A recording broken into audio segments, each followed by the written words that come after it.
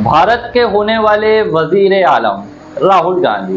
यूं तो जम्मू कश्मीर में विधानसभा चुनाव हो रहे हैं, लेकिन राहुल गांधी के लिए प्रधानमंत्री बनने का ऐलान कर दिया गया। किसने किया है और क्यों किया है, बात करेंगे। नमस्कार, लिबरल टीवी देख रहे हैं आप, मैं हूं आर मोहन तिवारी।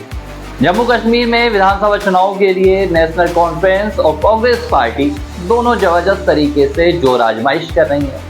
राहुल गांधी राज्य में रैलियां कर रहे हैं, कांग्रेस के पक्ष में माहौल बना रहे हैं, तो उनका साथ दे रहे हैं जम्मू कश्मीर के पूर्व मुख्यमंत्री और नेशनल कॉन्फ्रेंस के मुखिया फारूक अब्दुल्ला। अब इस बीच बीते दिन राहुल गांधी जम्मू कश्मीर पहुंचे हुए थे रैली करने के लिए, और फारूक अब्दुल्ला भी उनका साथ मंच पर दे रहे थे। अब फारूक अब्दुल्ला जब मंच पर पहुंचे तो उन्होंने राहुल गांधी का जो जम्मू कश्मीर की जनता के साथ परिचय करवाया, जो मुलाकात करवाई, इस मुलाकात ने हर किसी का ध्यान खींच लिया। इस मुलाकात का अंदाज इतना निराला था कि अब इसकी चर्चा हर तरफ होने लगी है। दरअसल फारूक अब्दुल्ला ने राहुल गांधी को भारत का होने वाला वजीर आलम कहकर पुकारा, यानी कि भारत के होने वाले प्रधानमंत्री। अब ये सुनकर हर कोई हैरान रह गया।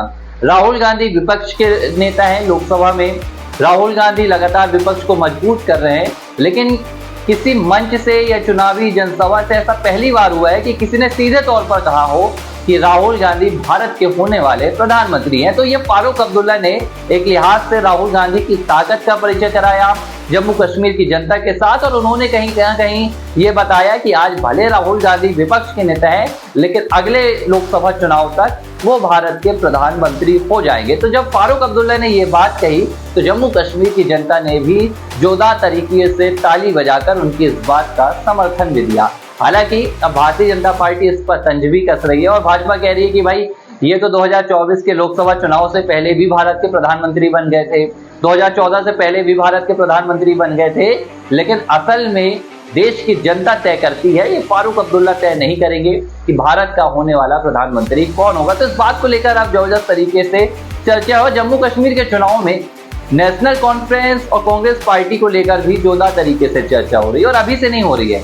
जब से इन दोनों पार्टियों ने गठबंधन में आने का ऐलान किया था, तब से ही चर्चाओं का बाजार शुरू हो गया था। पहले तो स्थानीय नेताओं में बगावत शुरू हुई, लेकिन अब जिस लिहाज से फारूक अब्दुल्ला राहुल गांधी की तरफदारी कर रहे हैं, राहुल गांधी के लिए कसीदे पढ़ रहे हैं, और चलिए कसीदे पढ़ने तक तो ठीक था, राहुल गांधी को सीधे तौर पर भारत का होने वाला प्रधानमंत्री बता रहे हैं, तो चुनाव अब और भी दिलचस्प होता जा रहा है। बीते दिन फारूक अब्दुल्ला ने भारतीय जनता पार्टी और आरएसएस पर भी जबरदस्त तरीके से निशाना साधा, और उन्होंने अपने इस गठबंधन की वजह भी बताई।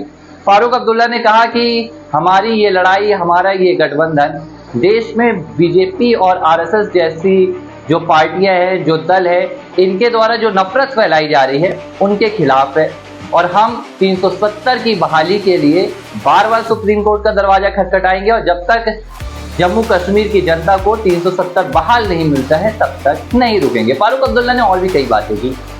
उन्होंने कहा कि 370 जम्मू कश्मीर की जनता का हक है, उनके साथ भावनात्मक जुड़ाव है, यही वजह है कि हम 370 की बहाली चाहते हैं। इसके बाद राहुल गांधी भी मंच पर पहुंचे थे, और राहुल गांधी ने भी अपने चिरपरिचित अंदाज में बीजेपी और आरएसएस को निशाने पर लिया। उन्होंने कहा कि ये दोनों हैं जो देश में नफरत फैला रहे हैं, लेकिन हमने प्रधानमंत्री नरेंद्र मोदी की विचारधारा पर, उनकी सोच पर प्रहार किया है कि हम इस नफरत को मोहब्बत से हरा सकते हैं। तो राहुल गांधी का भी जो यहाँ बयान आया, उस बयान पर भी जबरदस्त तरीके से चर्चा है, लेकिन उनका बयान कुछ नया नहीं था। उन्होंने वही बातें दोहराई जो अमूमन वो हर चुनावी जनसभा में दोहराते हैं, आरएसएस बीजेपी के खिलाफ नफरत वाली बात। राहुल गांधी ने यह भी कहा कि जम्मू कश्मीर से राज्य का दर्जा छीनकर जम्मू कश्मीर की जनता का अपमान किया गया, उनके साथ भेदभाव किया गया, और हमारी सरकार बनते ही हम एक बार फिर से कोशिश करेंगे कि जम्मू कश्मीर की जनता को राज्य का दर्जा मिल सके। तो ये तमाम चुनावी बातें होती रही, लेकिन जिस बात ने सभी का ध्यान खींच लिया और जिस पर चर्चा शुरू हो गई,